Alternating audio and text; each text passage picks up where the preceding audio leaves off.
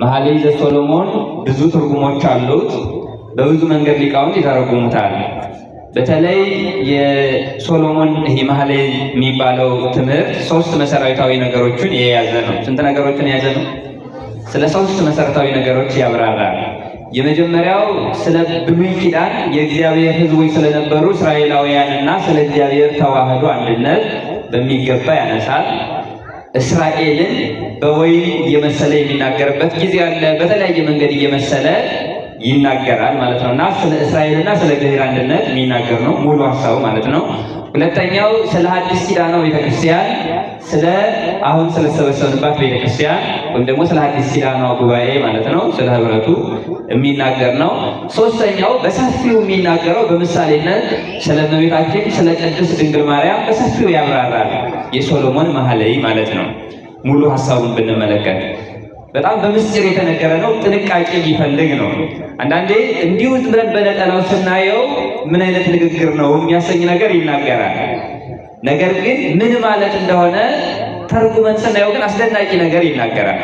ለምሳሌ እቴ ሙሽራዬ ጡቶችሽ ያማሩ ናቸው ይላል። አሁን ይህንን በቀጥታ ስናየው ምን ማለት ነው ብለን ስናነሳ ስለ ሁለት ጡቶች ስላሏት ስለ አንዲት ሴት ያወራል። አሁን እኛ እንደምናውቀው ስለሆነ ሴት እያወራ ሳይሆን ሁለት ጡቶች ብሉይና ሐዲስ ማለት ነው የቤተክርስቲያን መጻሕፍት ናቸው።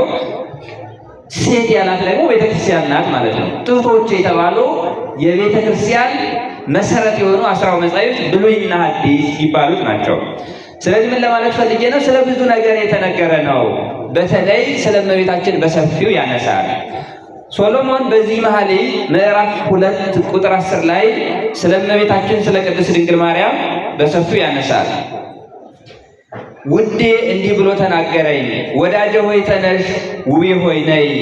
እነሆ ክረምት አለፈ፣ ዝናቡም አለፈ ሄደ፣ አበቦችም በምድር ላይ ተገለጡ፣ የዜማም ጊዜ ደረሰ እያለ በሰፊው ይናገራል። በጣም ታሪኩን ማየትና መሰረታዊ ጉዳዮችን ማየት ስላለብኝ መነሻ ካየን በቀጥታ ስለ ዕለቱ ትምህርት ነው የምንመማረው ማለት ነው።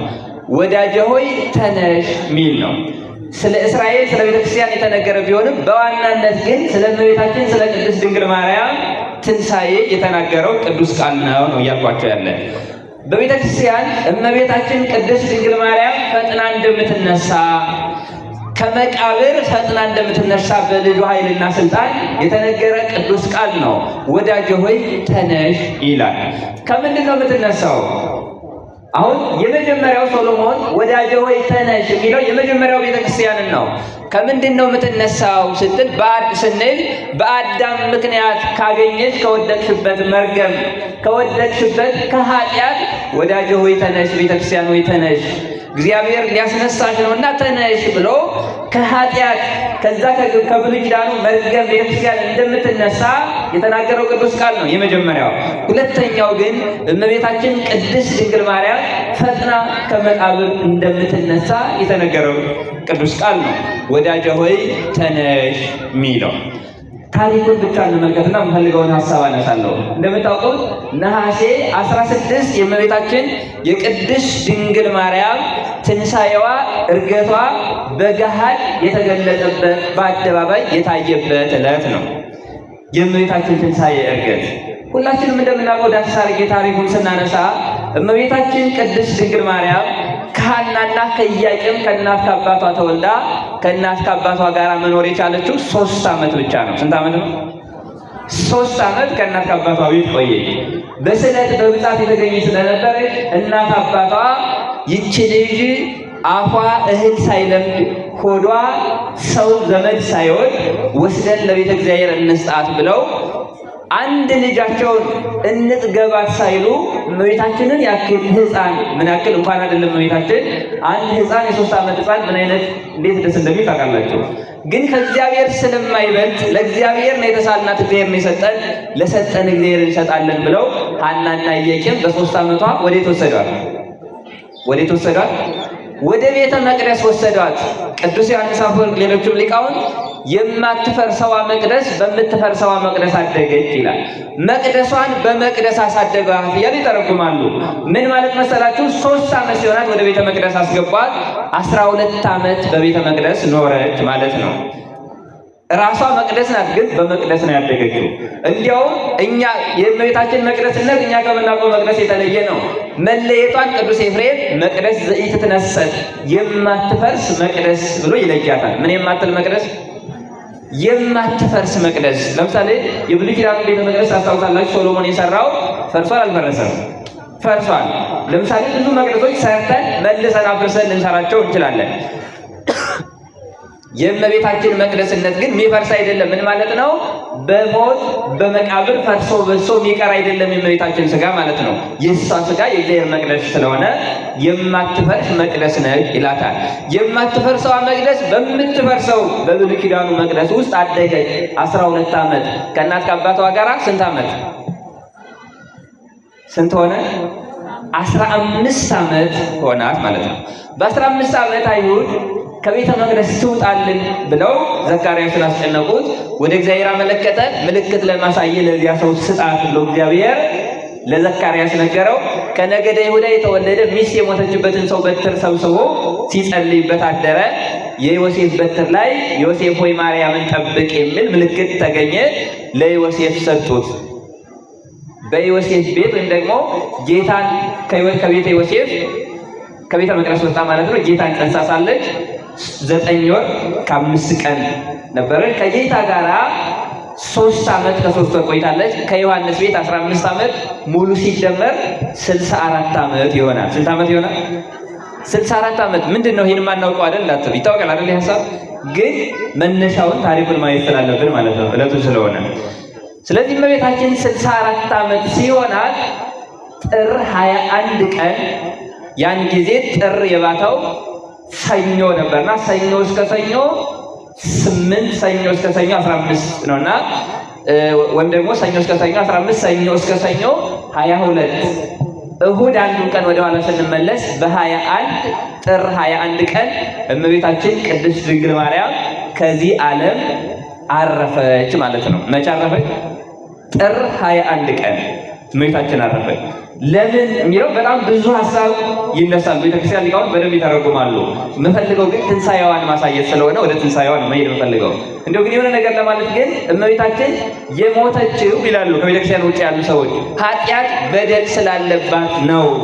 በደል ባይኖርባት የአዳም እርግማን ባይኖርባት ወይም ደግሞ የአዳም ኃጢአት ባይኖርባት ኖሮ እንዴት ትሞታለች የሚል ጥያቄ ያነሳሉ። እኛ ደግሞ ጥያቄ እንጠይቃለን። ሞት አሁን ሰው ነፍሱ ከስጋው የሚለይ ሰው ነፍሱ ከስጋው ማለት የአዳም ኃጢአት መርገም ያለበት ሰው ነው ወይ ብለን እንጠይቃለን። እየሰማችሁ ነው? አሁን እኛ እንሞታለን አንሞትም? ምን ጥያቄ አለው አይደል? ምን ጥያቄ አለው? እንሞታለን። ግን ምን ሞተው መርገም ስላለብን ነው? የአዳም ኃጢአት መርገም አለብን እንዴ? የለብን ማለት። ስለዚህ የሞተችው የአዳም ኃጢአት ስላለባት ነው የሚያስብል ነገር የለውም። ይሄ በነገራችን ላይ ያለ ማስተዋል ያለ ማሰብ ወይም ደግሞ አለመረዳት የሚያመጣው ጥያቄ ነው። ለምሳሌ ክርስቶስ እኛን ለማዳን ሞቷል። ሞት ማለት የመርገም ምልክት ከሆነ ለወጡ ሰባት ክርስቶስንም መርገም አለበት ሊሉ ነው ይባላል አይባልም? አይባልም፣ ነውር ነው ማለት ነው። ስለዚህ ለምን ሞተች የሚለው ግን 1-3 ነጥብ ላንሳና ወደምፈልገው ታሪክ ላይ፣ ምክንያቱም ሞቷን አይደለም ማንሳት የፈለጉ ስለ ሞቷ ሳናወራ ስለ ትንሣኤው ማውራት ስለማንግባባ ነው ያነሳሁት። የመጀመሪያው እግዚአብሔር እናቱ ቅድስት ድንግል ማርያም እንድትሞት ያደረገው ለምንድን ነው ካላችሁ እመቤታችን ኃይል አርያማዊት ናት እንጂ ሰው አይደለችም የሚሉ አካላት ነበሩ። ምን አይደለችም? ከምታደርገው ድንቅ ነገር የተነሳ ከምትፈጽመው ታምር የተነሳ ኃይል አርያማዊት ከሰማይ የወረደች ልዩ ፍጥረት ብትሆን ነው እንጂ እንዴት በድንግልና ጸንሳ በድንግልና ትወልዳለች? ሰው አይደለችም የሚሉ አካላት ነበሩ። ስለዚህ ፍጹም ሰው መሆኗን ለማስረዳት ሰው እንደሆነች ለማሳወቅ እግዚአብሔር ከሰማይ ወረደች የምትሉ እናንተ ሰው መሆኗን እወቁ ለማለት ሰውነቷን እንድናውቅ እግዚአብሔር ቅድስት ድንግል ማርያም እንድታርፍ አድርገዋል ማለት ነው። ግልጽ ነው ሐሳቤ? ገብቷችኋል? ግልጽ ነው ገብቷችኋል? እሺ። ስለዚህ ሰው እንደሆነች ለማስረዳት ነው የመጀመሪያው እመቤታችን እንድታርፍ ያደረገው። ሁለተኛ እመቤታችን ያረፈችበት ምክንያት እግዚአብሔር የማያዳላ ፍትሃዊ መሆኑን ለማሳየት ነው። ምኑን ለማሳየት ነው? ምክንያቱም ሌሎች እንዲሞቱ ተደርጎ እናቱን እኮ እንዳትሞት አደረጋት ቢባል ለእግዚአብሔር አይመጥንም አይደል? ስለዚህ እግዚአብሔር አያዳላም። እግዚአብሔር እናቴ የገሌ ገሌ የሚባል ነገር የለም። ለእግዚአብሔር ሁሉንም እኩል ነው የሚያስተናግደው። ስለዚህ እግዚአብሔር ፍትሐዊ የማያዳላ እንደሆነ ለማሳየት ለማሳወቅ እመቤታችን ቅድስት ድንግል ማርያም በስጋ ነፍሷ ከስጋ እንዲለይ እንድታርፍ አድርገዋል። ሶስተኛው በገነት ይኖሩ በእመቤታችን ሞት ዋጋ የሚያገኙ ነፍሳት ስለነበሩ እንድትሞት ተደርገዋል። አራተኛውና የመጨረሻው ከዚህ ዓለም ድካም ቅዱስ ጳውሎስ ፊልጵስዩስ ምዕራፍ 1 ላይ ሲናገር ልሄድ እናፍቃለሁ ከዚህ ይልቅ ያኛው የተሻለ ነውና ይላል። ከዚህ ይልቅ የትኛው? ያኛው የሰማዩ የተሻለ ነው። ልሄድ እናፍቃለሁ። ስለዚህ በዚህ ምድር በመከራ ነው የኖረችው። ባይገርማችሁ ልጇ ሞቶ በመቃብር እንኳን ሄዳ ከልጇ መቃብር እንኳን በነፃነት ማልቀስ እንኳን የምትችልበት ጊዜ አልነበረም። ስለዚህ ምቹ ስላልነበረ ወደ ተሻለው ከሚያልፈው ወደማያልፈው ሊያሳርጋት እግዚአብሔር ስለፈለገ ሊያሳርፋት ስለፈለገ ለነዚህ አራት ምክንያቶች እመቤታችን ቅድስት ድንግል ማርያም ጥር 21 ቀን አረፈች። በጣም ታሪኩን ፈጥኜ ላሳይና ወደምፈልገው ነገር ነው። ከዚህ በኋላ ደቀ መዛሙርቱ ሐዋርያት እንደማናቸውም ሰው አጥበው ገንዘው ወደ ጌቴሴማኒ መቃብር ቦታ ይዘው ሲሄዱ አይሁድ አንድ ነገር ሐሳባቸው ወይም ደግሞ በህሊናቸው መጣ።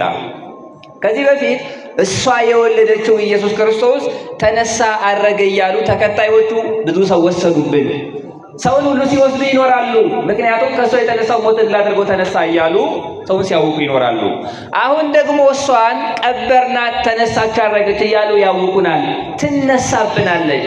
ስለዚህ እንዳትነሳ ኑ ናዊ ሥጋሃ ለማርያም ኑ የማርያምን ሥጋ እናቃጥል ብለው መክረው ወደ እመቤታችን መጡ ይላል። ምን እናድርግ? ምን እንዳትል